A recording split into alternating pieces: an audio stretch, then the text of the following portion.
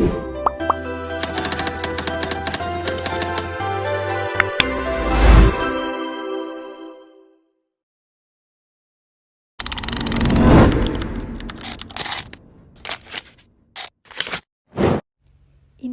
terus menghadapi tantangan besar di bidang kesehatan.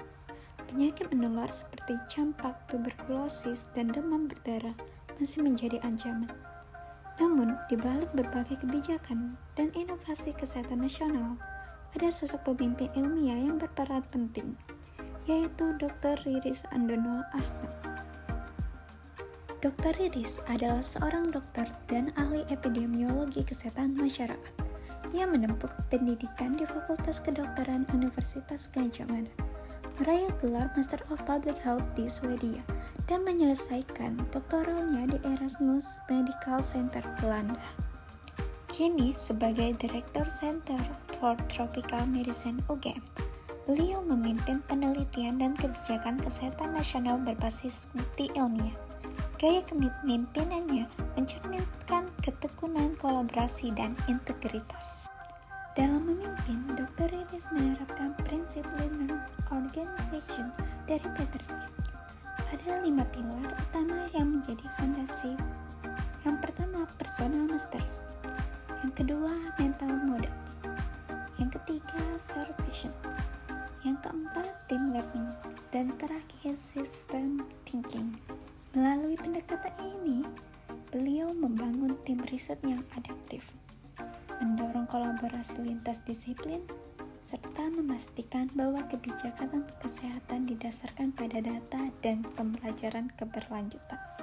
Melalui riset dan advokasinya, Dr. Riris turut melahirkan berbagai kebijakan strategis nasional. Pertama, program Wolbachia untuk pengendalian demam berdarah.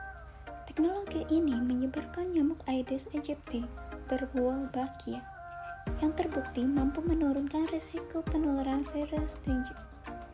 Kedua, perluasan imunisasi nasional. Sebuah dorongan kuat agar cakupan vaksinasi pasca pandemi diperluas ke seluruh daerah melalui pendekatan keluarga dan penguatan sistem surveillance. Ketiga, transformasi layanan kesehatan primer. Dr. Riris mempromosikan digitalisasi, data keluarga sehat, dan peningkatan kapasitas tenaga kesehatan sebagai bagian dari reformasi ke sistem kesehatan nasional. Sebagai pemimpin, Dr. Riris dikenal berorientasi pada bukti ilmiah, kolaboratif lintas disiplin, dan berpikir sistematik. Beliau juga menanamkan budaya riset.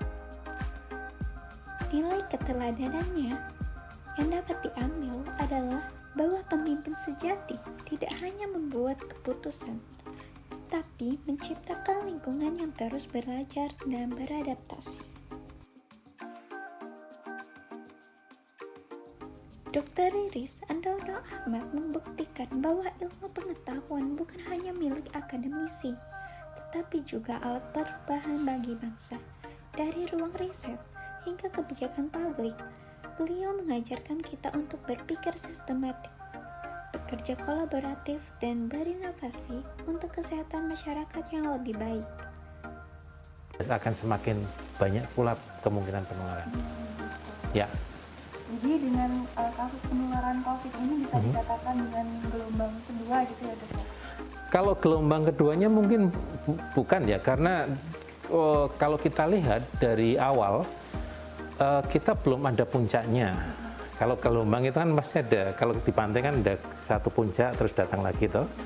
Kalau dari awal kita masih memang pelan tapi menaik, tapi kemudian setelah bulan Juli itu kemudian kita agak naik tinggi.